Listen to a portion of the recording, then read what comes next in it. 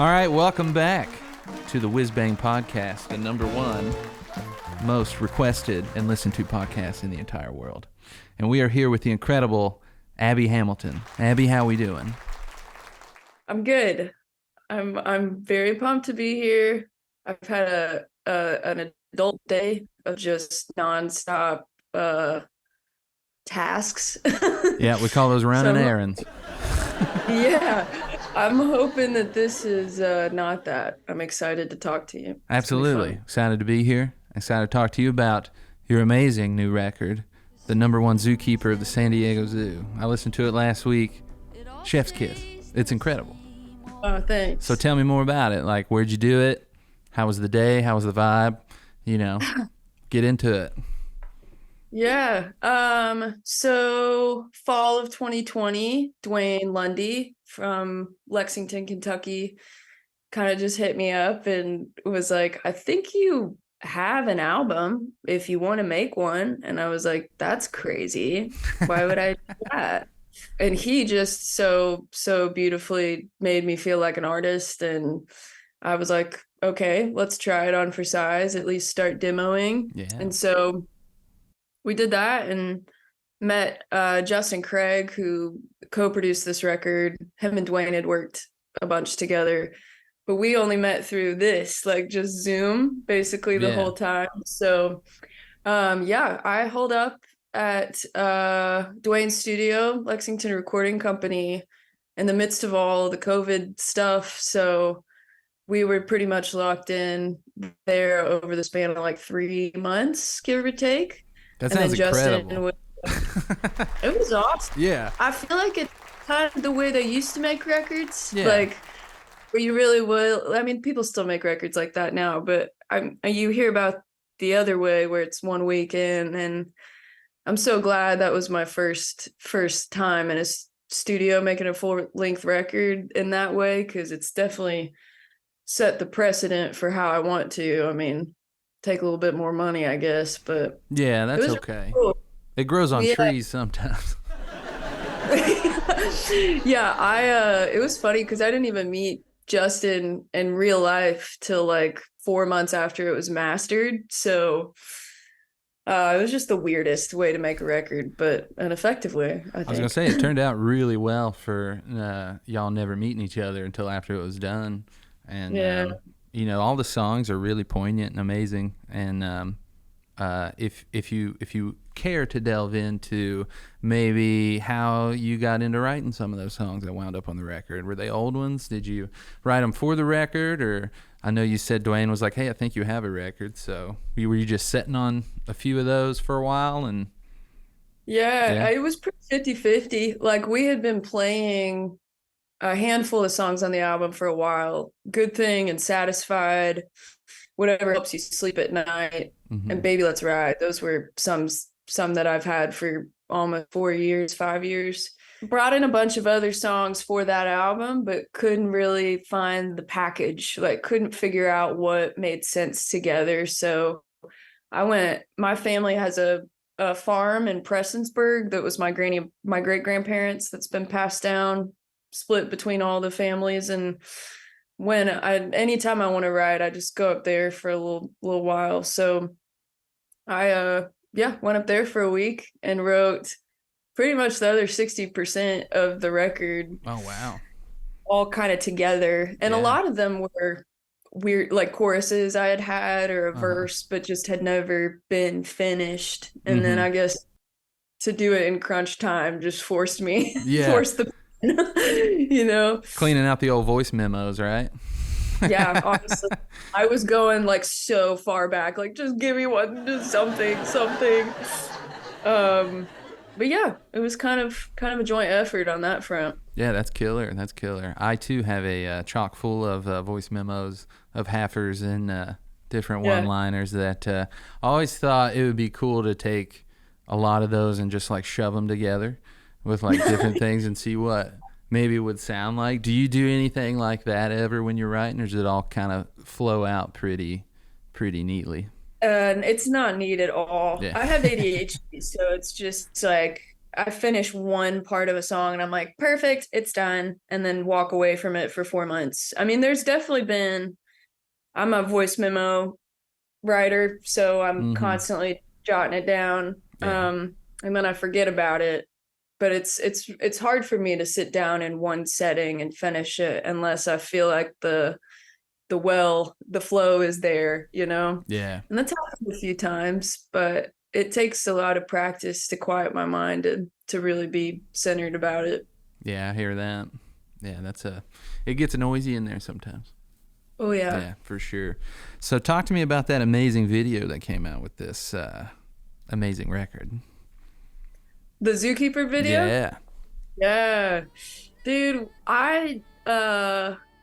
my really good friend from high school, John Sang, he's been a filmmaker for a while, lives in Atlanta, and I'd always said my first music video, like, I've got to do it with John. And so when we finished the record, like in 2021, I called him. I was like, I don't know how, when, where, whatever.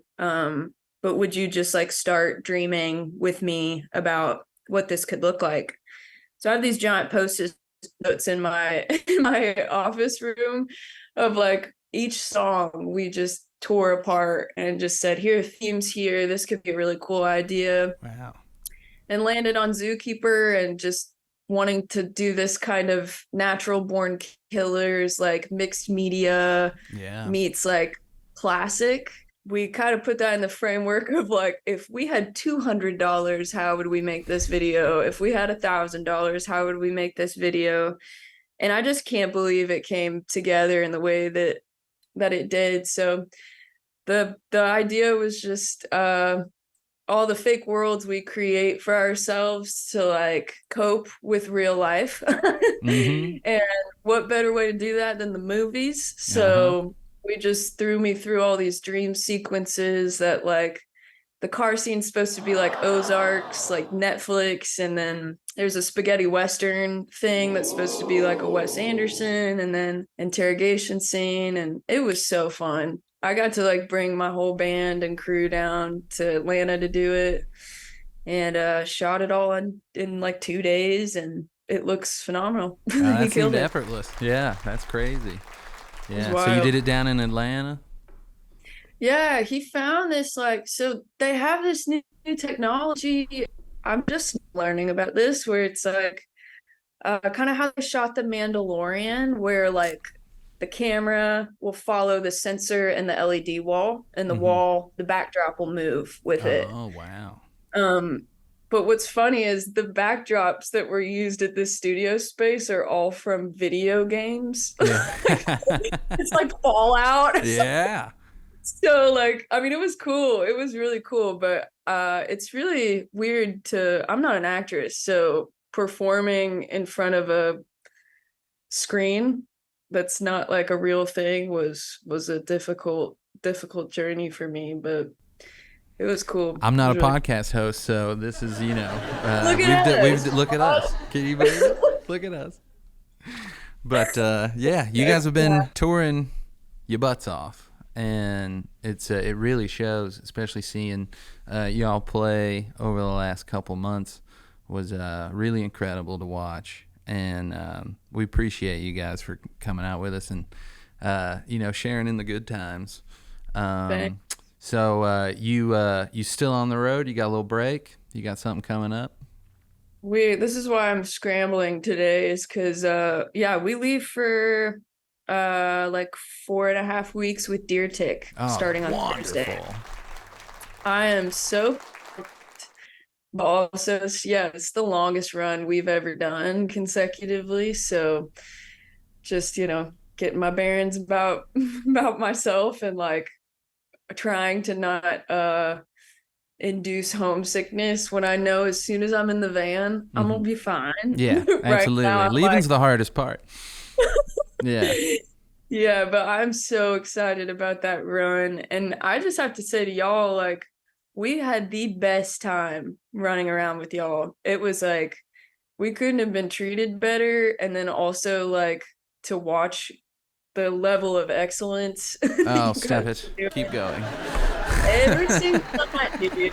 It was awesome. If you looked at any of our faces, we were just grinning for Oh, like thank you. weeks. Likewise, we were all grinning too.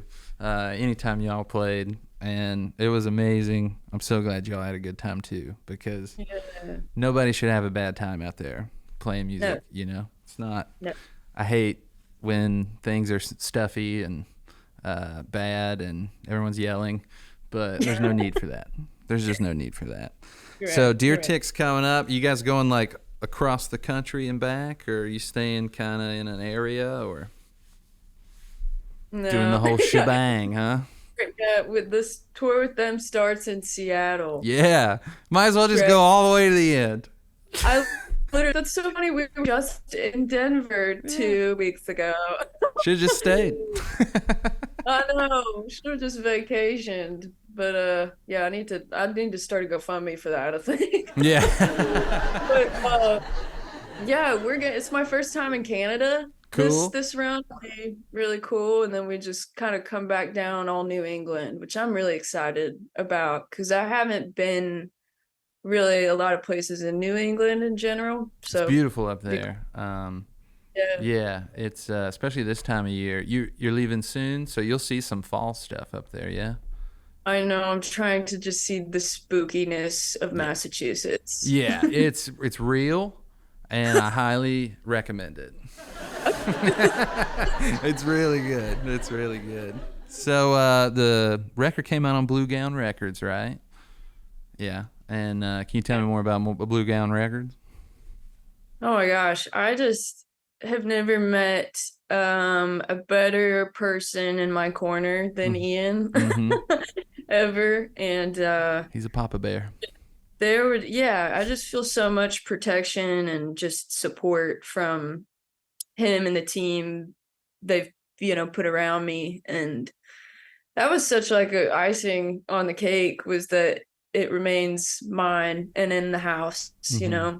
this Yeah. first one. And I'm which is what I wanted. And to have Ian be instrumental in that happening and it happening exactly when it needed to is just the best fit. So I'm pumped. And all the graphic design for it looks amazing.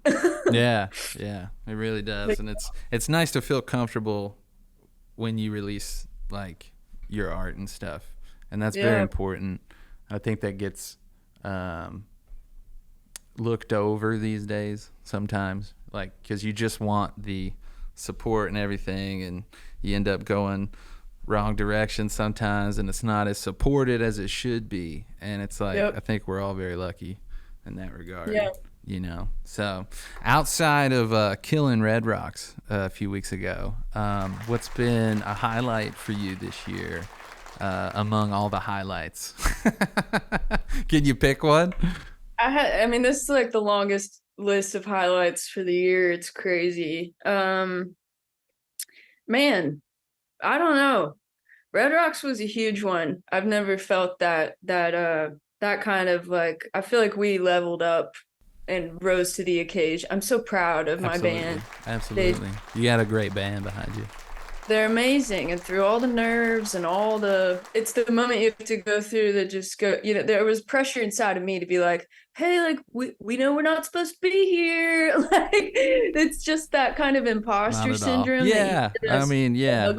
We all deal with and that. then watch them just rise to the occasion unlike anything else. I think that was just such a beautiful experience. And then I've found this year to be like in the midst of what could have been all about me, which like in some ways it is, Mm-hmm. with the record releasing and the touring, I found so many more of my relationships strengthened this year, Mm-hmm. which I did not expect. I thought that the time on the road would be, I mean, it's absent, but like at every moment when you think you're gonna coast, I think I came back to this thing of like, oh, the whole thing is about people all the Mm-hmm. time. Yeah. Like the relationships at home, the relationships on the road, my friends, my family, other bands, and like I didn't expect it to be that like I don't know what the word is, like that fruitful or like that cool this Yeah. year.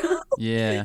I Like get kind of every time I come off the road, I definitely get I feel more inspiration with the amount of like good people we end up hanging out with. Yeah. You know, and it's like, how can I be better as a person after hanging out with all these good people? Same. You know? Yeah. I felt And that that I too. think that drives me through the off time too, you know, to like keep going, and because sometimes it's hard. But you know, tell me about what it was like when you first walked out on stage at Red Rocks, and like everyone's in the stands, sun's going down. Can you put that into words at all? No, dude. I think I remember, so I mostly blacked out for it. I The don't brownout. really I do remember when we first walked out being like, there are so many more people here than I thought there would be. Mm-hmm. Like and then I didn't expect to see the faces as high up as I did either. Especially because we were still in light, like with sundown. Mm-hmm. And then I don't remember much except for the end of Flood, the last song we played. I turned around and my entire band was looking at each other, Yeah. just digging it in. And I turned to Zach Martin and I just started crying. I Mm-hmm. remember that feeling of like just being so proud and overwhelmed at the Yeah. same time. Yeah. I remember watching y'all, and it was within the first song or two, and once it got to an instrumental break, I noticed you all look at each other, and I was like, there it is. There's that special moment where everything connected. You Yep. know, and I also love Flood, by the way. That's a great song to end a set on. Thanks, And man. it's so catchy. I love it so much. And the angle of the seats at Red Rocks is what gets you, I think.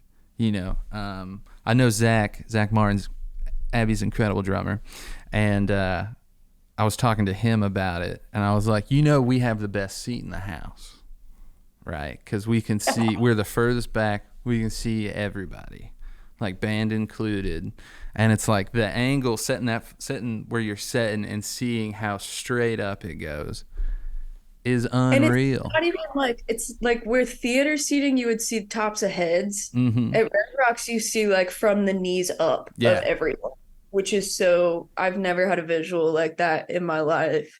I do remember at one point 2 planes flew over right as the sun was setting, and I was like, this is the most American moment of my life. Yeah, absolutely. It's like, cue the fireworks.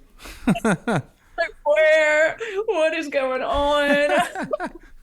We got to keep sparklers on hand just for those occasions. I've definitely felt the patriotic theme a few times playing, especially at like sundown, and you see a plane or something like that, and you're like, gosh dang, I wish I had a flag right now. We should just always stop the set and like play the Top Gun music anytime.